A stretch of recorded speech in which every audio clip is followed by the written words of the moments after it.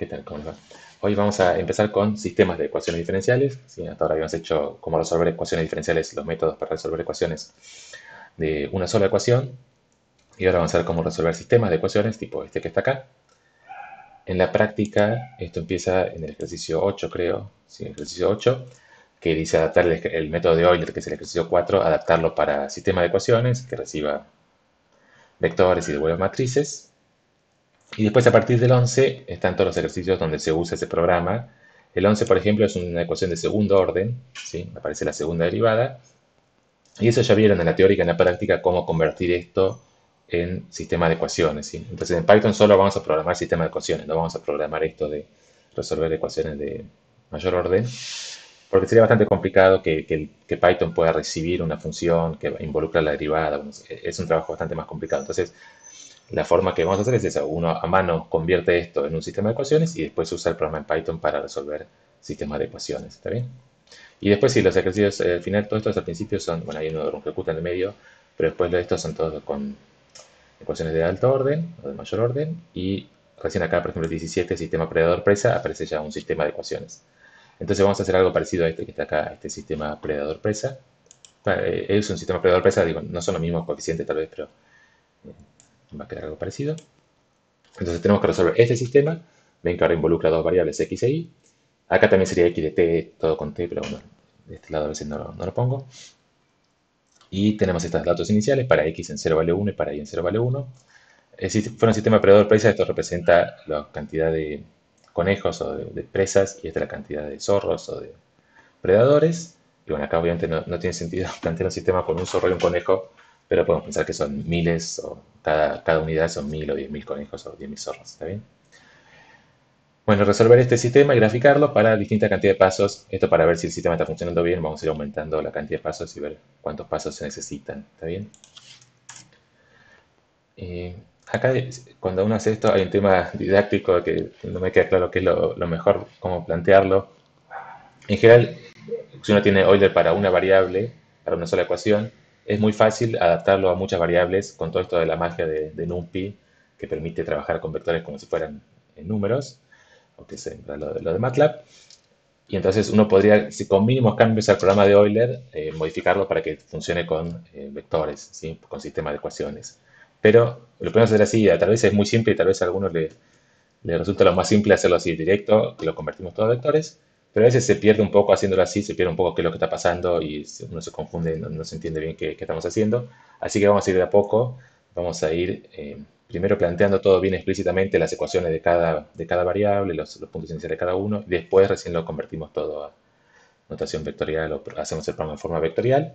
¿Está bien? Incluso a mano pasa eso, que si uno simplemente, bueno, a Euler le cambio y todo lo que es números lo paso a vectores y queda muy simple la fórmula, pero después cuando uno la quiere aplicar a veces se confunde, se olvida la f, si va de R en R, de R en R2, de R2 en R. Es muy fácil marearse, así que este lo vamos a hacer bien explícito y después lo convertimos en todo en notación vectorial, ¿está bien? Entonces, explícito, ¿qué quiere decir? Bueno, tenemos dos ecuaciones. Para x y le aplicamos la misma fórmula del método de Euler, pero ahora con f1, que f1 digamos, vendría a ser esta función de acá, y para y sub i tenemos lo mismo, pero con f2. Y la diferencia es que f1 y f2 toman tres variables, ¿sí? Ahora toman la t, la x y la y en el paso anterior. O sea, no puedo resolver por separado x e y. Está todo metido junto, está todo mezclado, ¿sí? Entonces, vamos haciendo en cada paso, obtenemos las dos cosas a la vez, x y sub i, a partir de los valores que ya obtuvimos de x y menos 1 y menos 1.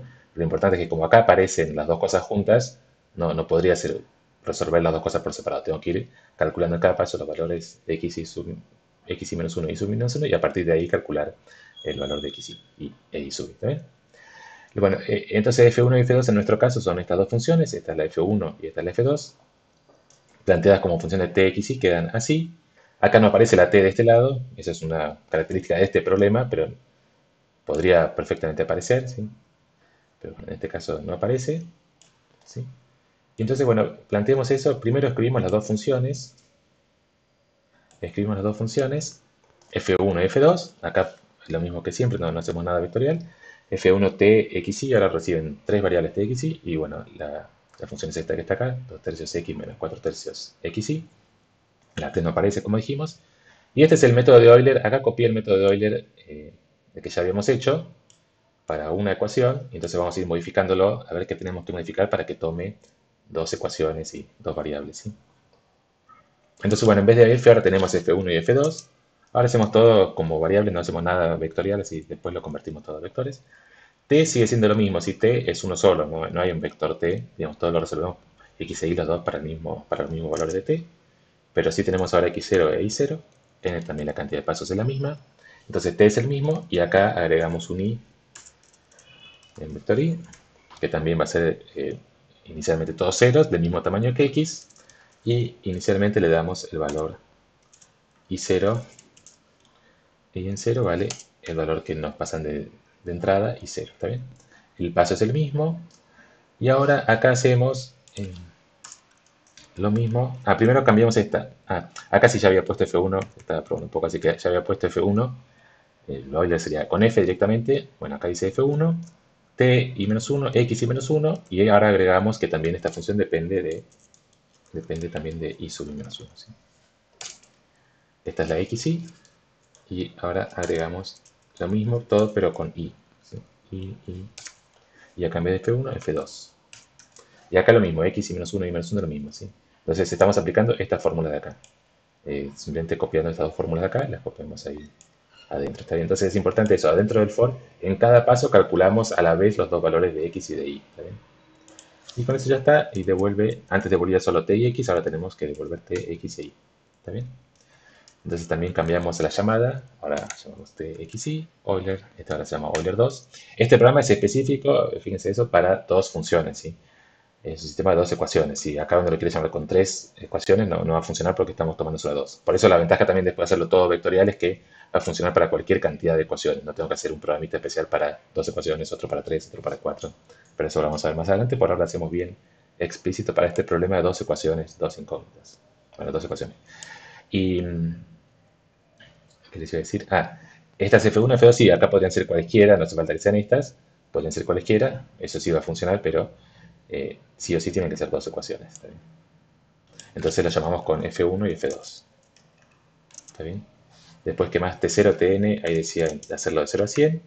Esto va a ser comportamiento, tiene un comportamiento oscilatorio, entonces por eso es importante acá tomar un valor grande acá para que haga muchas oscilaciones. X0 nos daban 1 y Y0 también valía 1. Y n, empecemos con 1000, que era el primer número que aparecía ahí para n igual a 1000, creo. ¿No?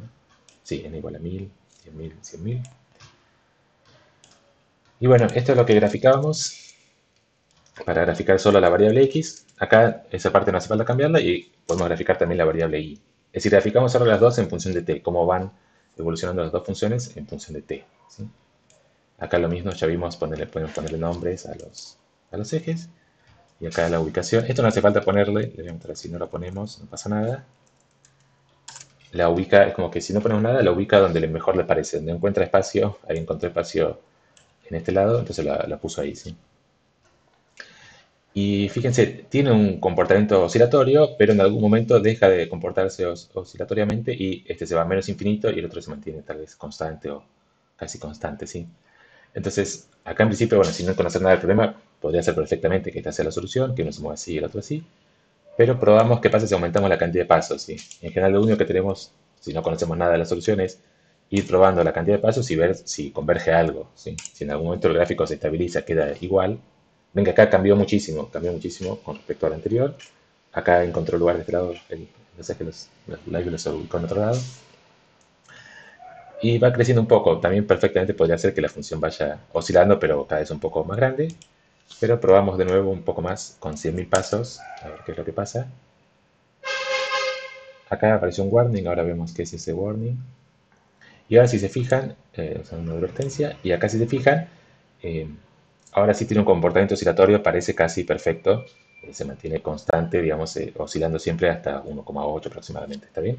Entonces acá ya parece que alcanzó convergencia, en verdad, porque uno ya sabe que tiene un comportamiento oscilatorio este tipo de sistemas. Lo mejor sería probar con un número más, no sé cuánto va a tardar, así que no lo pruebo para no arruinar el video, pero lo dejamos así. Pueden probarlo, a ver si con 1.000.000 da el mismo, debería dar algo bastante parecido, un poquito mejor. Ahora vamos a ver que no es perfecto esta oscilación. Y acá este warning que dice que el legend con Si no pusimos nada, lo toma como best, o sea, la mejor ubicación posible. Como estamos graficando 100.000 puntos, dice que tarda mucho hacer eso, que mejor poner la ubicación. Así que acá pongamos la ubicación. Es como que tiene que buscar a dónde no hay nada, entonces con 100.000 puntos le cuesta mucho encontrar dónde no hay nada. Upper L.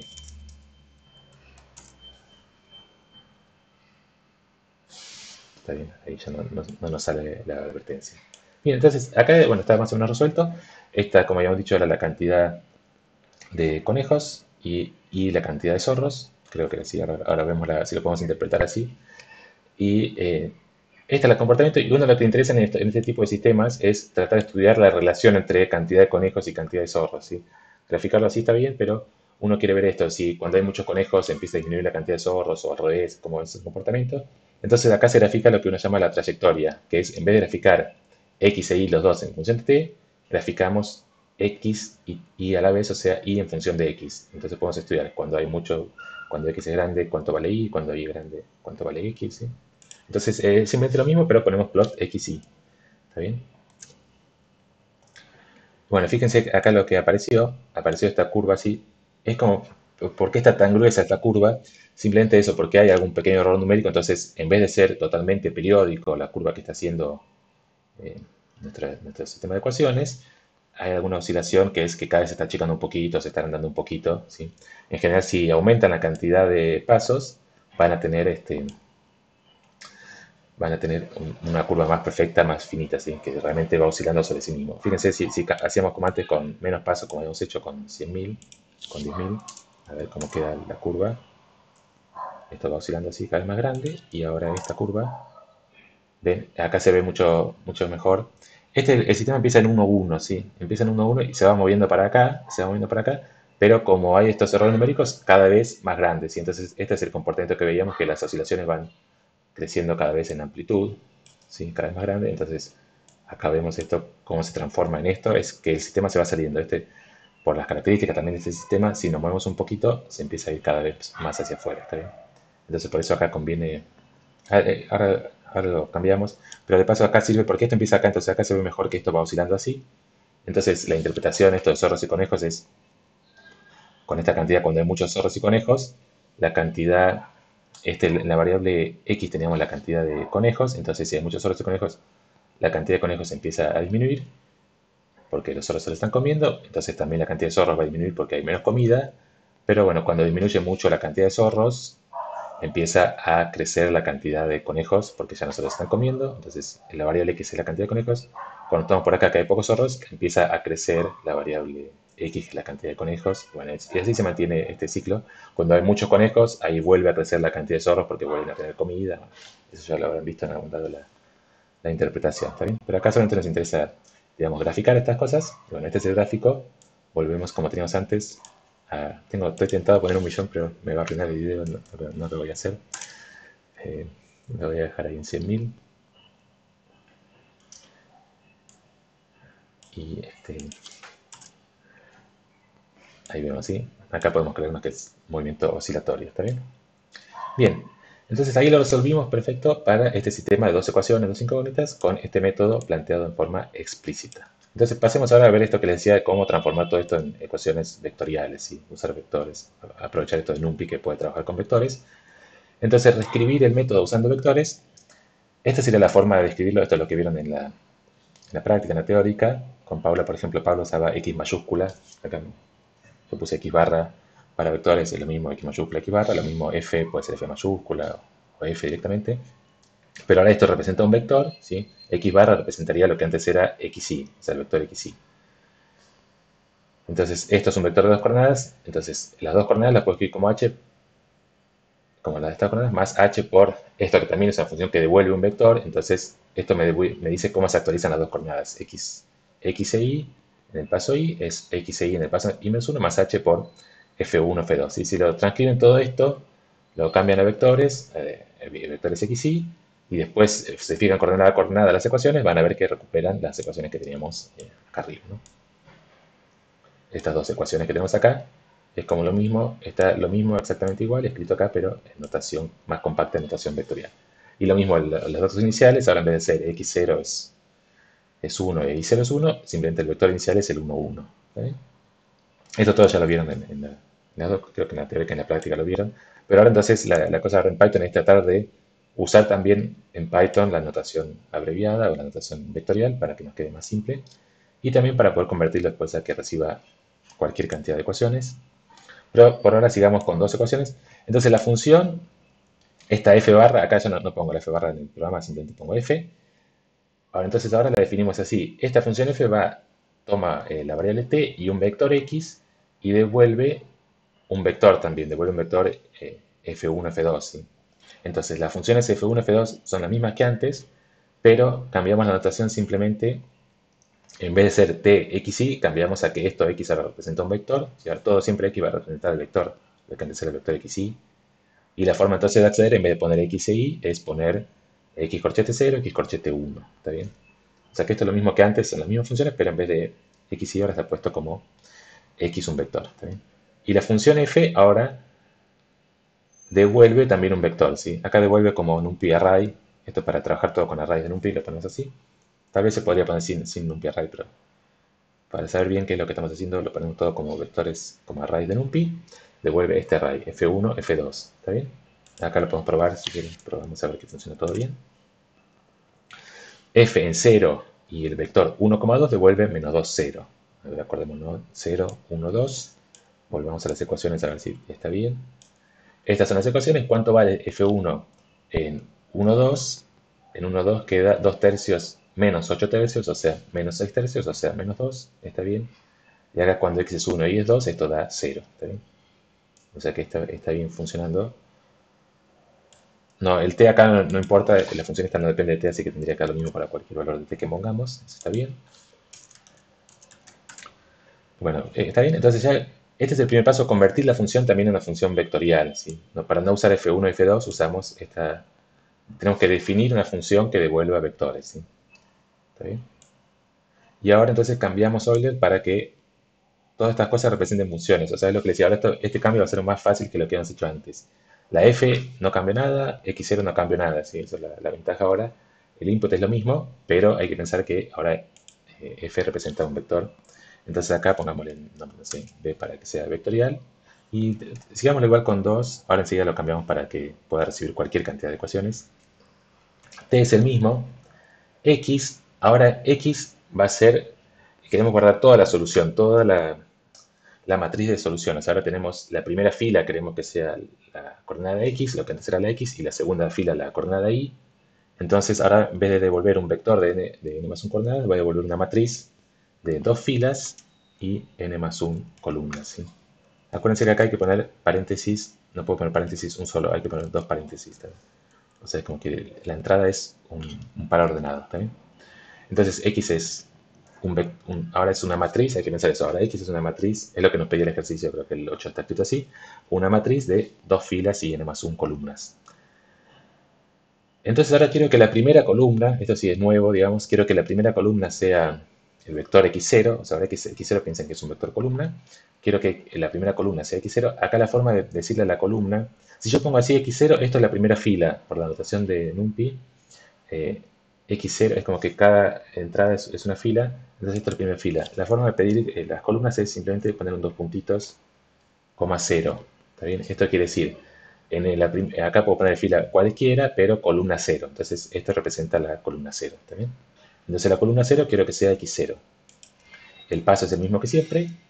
Y ahora aplicamos el método de Euler. Entonces, acá lo único que hay que cambiar es eso, decirle siempre que quiero modificar la columna I. Entonces, para decirle que quiero modificar la columna I, agregamos estos dos puntos.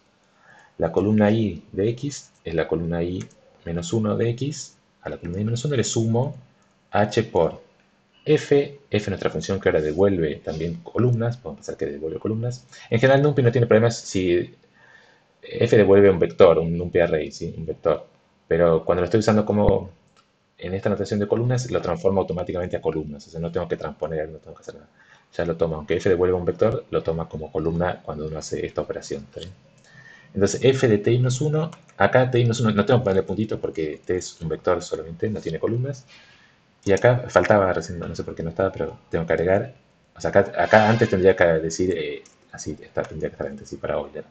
Sé que algo en algún momento toqué y lo borré, pero tendría que estar así. Y ahora hacemos lo mismo, agregamos esto que sea una columna, ¿está bien? Entonces acá ya está todo, ¿sí? El método de Euler es esta fórmula que está acá, fíjense, ahora no se ve, pero es esta fórmula. X y menos 1, H, F, T y menos 1, X y menos 1, ¿está bien? Acá abajo, X y es X y menos 1, H, F, T y menos 1, X y menos 1. Lo único que cambia es que todo lo que tiene rayitas, o sea, todo lo que representaba vectores, acá le ponemos un dos puntos, coma, para indicarle que queremos toda la columna, ¿sí? No una sola coordenada, sino toda la columna. Y lo que va a devolver es T, X, o sea, ahora devuelve la matriz X, ¿está bien? Bien, a ver si funciona. O sea, todo esto tendría que ser exactamente igual que antes, o sea, no va a cambiar nada, si lo hicimos todo bien, no va a cambiar nada con respecto al otro programa. Simplemente es un poquito más fácil. T, X, ahora es T, X, entonces es F, T0 era 0, Tn era 100, X0 ahora es el vector 1,1.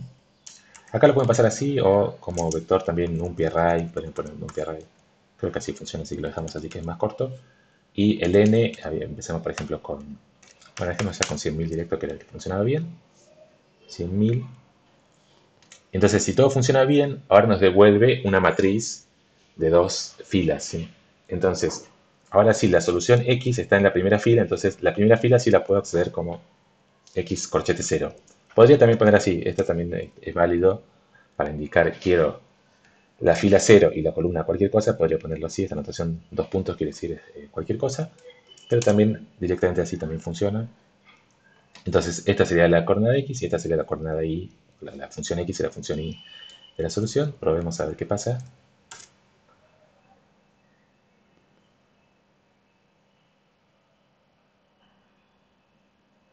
Sí, tardó un poco. Me había asustado, pero tardó un poco, pero dio lo mismo, ¿está bien? ¿Ven? Entonces dio exactamente lo mismo que teníamos antes, ¿sí? Entonces está bueno que quedó mucho más simple el programa. Fíjense que esto de que ahora son dos ecuaciones no aparece en ningún lado, solamente acá. Acá es la única donde apareció un 2. Ahora vemos cómo lo cambiamos esto. Es decir, si ahora uno lo quisiera hacer para tres ecuaciones o cualquier cantidad de ecuaciones, lo único que hay que hacer es cambiar este 2 por la cantidad de ecuaciones. Ahora vemos cómo lo hacemos. O sea, este programita por ahora sigue funcionando solo para dos ecuaciones, pero simplemente porque acá hay un 2. Si fueran 5 ecuaciones, tendría que cambiar el 2 por un 5. ¿Está bien? Entonces esto nos queda lo mismo. Bueno, podríamos graficar si uno quiere también, como antes. No lo hago, pero es lo mismo que antes. Si graficamos ahora plot, plt.plot x, y. No, ahora tengo que hacer x0, x0. No, perdón. Sí, X, no, perdón. X0, X1, eso quería poner. O sea, la primera fila y la segunda fila. ¿Está bien? Es el mismo gráfico que antes. ¿Está bien? Acá no tiene que haber ninguna diferencia con respecto al anterior, porque lo único que cambiamos es la notación, pero el método en sí es exactamente el mismo. ¿Está bien? Y ahora sí, probemos cambiar un poquito para hacer algo distinto. Probemos qué pasa si queremos implementar, por ejemplo, el método este del punto medio, ¿sí? Que es parecido a Euler, pero en vez de evaluar en Tn, Xn, evaluamos en el punto medio entre Tn y Tn más 1, o sea, en Tn más h sobre 2. ¿Está bien? Y también cambia ahora que hacemos un sistema de tres ecuaciones y tres incógnitas. ¿Está bien? Bueno, siempre digo tres ecuaciones y tres incógnitas, pero son tres ecuaciones nada más. ¿Está bien? X y Z. Y tenemos que darle los valores iniciales x0, y0 y z0. Esta ecuación, si se acuerdan, cuando era una sola ecuación, si es algo así tipo x' igual a menos 2x o 3x o algo así, es una solución exponencial. Acá también esto es casi como es más o menos lo mismo porque es una matriz multiplicada por x y z, también da una combinación de exponenciales. ¿Sí? No vamos a ver bien cómo resolverlo, pero en este caso este sistema no va a tener este comportamiento oscilatorio, sino que van a ser tres funciones exponenciales, es lo que uno espera de un sistema de este tipo. ¿Está bien? Entonces vamos a probarlo, aplicar este método. Primero implementamos estas funciones que están acá. Acá una cosa, si les resulta más fácil, en vez de ir poniendo todo el tiempo que x, podría poner acá x directamente y después poner x0, x1, x2, x0, x1, x2, podemos poner acá un nombre, otro nombre xb para no hacer lo mismo que x, y ponerle nombres así x y z a todo lo que xb va a ser un vector de tres variables, de tres coordenadas, entonces le pongo nombres x y z para que quede más fácil y además se parezca más a lo que dice acá arriba, ¿sí? Acá no hay problema que nuestra función sea específica para tres variables, porque justamente el problema que queremos resolver es este, que es un problema específico, no hacemos la función f en general, porque siempre la función viene dada por el problema, ¿sí? No queremos una función general que reciba cualquier cantidad de valores, porque tendríamos que poner varias funciones que no sabemos cuáles son, ¿sí? Entonces acá ya sabemos que son tres funciones, entonces esta parte sí la hacemos general, específica para tres variables en este caso. Lo que queremos es que Euler modificado en ningún lado aparezca un 3 acá, eso es lo que tendríamos que lograr ahora, que reciba f sin saber si son tres ecuaciones, 4, 5, lo que sea, y aplique este método para el sistema de ecuaciones. Entonces, ¿cómo puedo saber la cantidad de, cómo puedo saber la cantidad de ecuaciones que tiene? Una opción sería pedir como parámetro extra la cantidad de ecuaciones. Esa sería una posibilidad. Y otra posibilidad es como x0 representa el vector inicial, puedo pedir la longitud de x0, len x0. Eso nos dice la longitud, esta es length, la longitud de x0. Entonces, eso nos da justo la cantidad de ecuaciones, ¿sí? Si x0 es un vector de tres coordenadas, quiere decir que estamos dando tres ecuaciones, ¿sí? Tendríamos que verificar que f también devuelva 3, y bueno, pero si está todo bien en input, esto tendría que funcionar así, ¿sí? Entonces, por eso ahora definimos x, la matriz x, como un vector, como una matriz de m filas, ¿está bien? Entonces, si acá después lo llamamos con una función de tres ecuaciones, x va a ser una matriz de tres filas. Si lo llamamos con 2 de 2, bueno, con 5 de 5, ¿está bien? Entonces, este m nos dice cuántas filas tengo que darle a la matriz. Pero después todo sigue igual, porque acá simplemente recurro a la columna, la cantidad de filas que sea, no tengo que indicarle cuántas filas tiene, toda la columna completa. El h es todo igual, y bueno, acá lo que tengo que hacer es simplemente implementar este método, eh, escribir esta ecuación. Acá está escrita no con vectores, está escrita como simplemente el método para una ecuación, pero ya sabemos convertirlo a ecuaciones, es cambiar nada más una rayita, poner raya xn más 1, raya xn, raya xn, raya xn, y esta f pensar que es una función también que devuelve un vector de tres coordenadas. Entonces, lo subo un poquito así se ve. Eso queremos programar. Entonces, pero digamos, para cualquier método es exactamente lo mismo. Si ya tenemos el método en una ecuación, para una ecuación, lo cambiamos a forma vectorial, es exactamente igual. X, corchete, dos puntos, coma, y la columna ahora es igual a la columna i menos 1, corchete, dos puntos, coma, i menos 1, más h también es un número, es uno solo, por f ahora es un vector, va a devolver un vector, pero no nos cambia nada en el programa, t, n dice t, n tenemos que poner i menos 1, coma, perdón, acá más h sobre 2, como es el punto medio más h sobre 2, y xn es x, corchete, dos puntos, coma, y menos 1, más h sobre 2 por ftn xn, o sea, f de tn, que acá lo que tenemos que cambiar, siempre estamos haciendo, en vez de n más 1, n, hacemos i menos 1, así que esto es t i menos 1, queda un poco largo, pero no tiene ninguna complicación. Corchete, sí, no, f, ¿qué puse? Corchete, no, f, perdón, sin corchete, f de x y menos 1, x, corchete, dos puntos, toda la columna y menos 1. ¿Está bien? Y este paréntesis será esto y este paréntesis será esto. ¿Está bien? Todo esto es f de toda esta cosa, de el t en el punto medio, acá, perdón, t y menos 1, perdón, y menos 1 más h sobre 2, y x también le sumo la mitad, pero acá el método este tengo que multiplicar por este, es como también una especie de promedio entre xn y el siguiente, ¿está bien? Bueno, h sobre 2 por esto. Ese es exactamente el método. Y bueno, ya con eso tendría que funcionar. Y ahora entonces lo llamamos ahora de nuevo t, x, no tengo que decirle t, x y z, directamente tx. Euler modificado m es el nombre este que le pusimos. F01, el array 1, 2, 3 y 100.000 pasos, ¿está bien? 100.000 pasos. Error, ¿qué pasó? Acá dice que está mal los tamaños. Hay algo que tiene tamaño 13 y algo que tiene tamaño 2. Tal vez no ejecutamos este. Puede ser que no ejecutamos la función f bien. Probemos ahora. 100.000 pasos acá tal vez es mucho. A ver, esperemos a ver si termina. Porque ahora son mucho más cuentas. O sea, son 100.000 pasos, pero en cada paso ya son tres ecuaciones y A la vez, el método este es más complicado que el método anterior, porque hay que hacer más evaluaciones, pero acá nos dio así. Fíjense la solución, x y z, y es, como habíamos dicho, tres exponenciales de distinto crecimiento, uno con exponente se ve negativo, o sea, con lambda, como e a la menos lambda, e a la lambda x, en este caso lambda negativo, este lambda positivo grande, y acá lambda positivo chiquito, ¿está bien? Acá no hay forma de saber si está bien o no, uno puede ver qué pasa si poníamos menos pasos y ver si da más o menos lo mismo. Si acá queda un gráfico muy parecido, acá también el intervalo 0,1, así que es un intervalo chico, así que es lógico acá que con mi paso sea de bastante bien, ¿está bien? Entonces, ahora tenemos Euler modificado para un sistema de ecuaciones, ¿sí? Entonces, este ya funciona para cualquier sistema. Entonces, en particular, para terminar hoy, probemos usar este Euler modificado para resolver el método anterior, a ver si mejora un poco.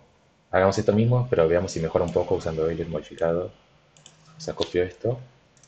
Tengo que definir de nuevo la función por las dudas.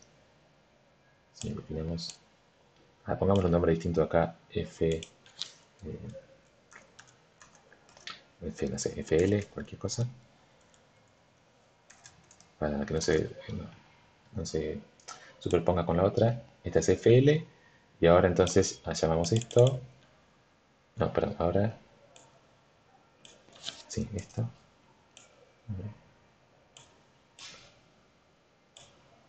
Acá había puesto para graficar x0 en función de x1. En este caso no se da nada lindo, sino no es el comportamiento de antes. O sea, no es que cualquier sistema tiene este comportamiento oscilatorio. Acá no queda nada interesante. Nos copiemos Euler modificado con FL. A ver si funciona así directo. O sea, lo único que cambiamos es que en vez de usar Euler, usamos Euler modificado con estos valores iniciales. A ver. Y el plot, copiemos los plot también. Este plot.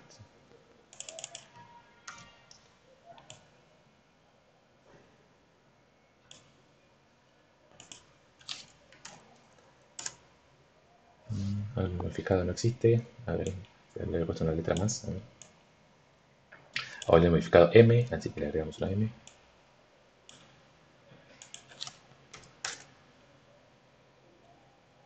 A 100.000 pasos, bueno, vamos a ver si termina esto. También ahora quedó demasiados pasos. Se ve que tarda un poco más, pero tampoco tarda mucho más. Bien, bien, quedó bien. Está bien, tardó un poquito más porque obviamente tiene que hacer más cuentas, tal vez el doble, un poco más.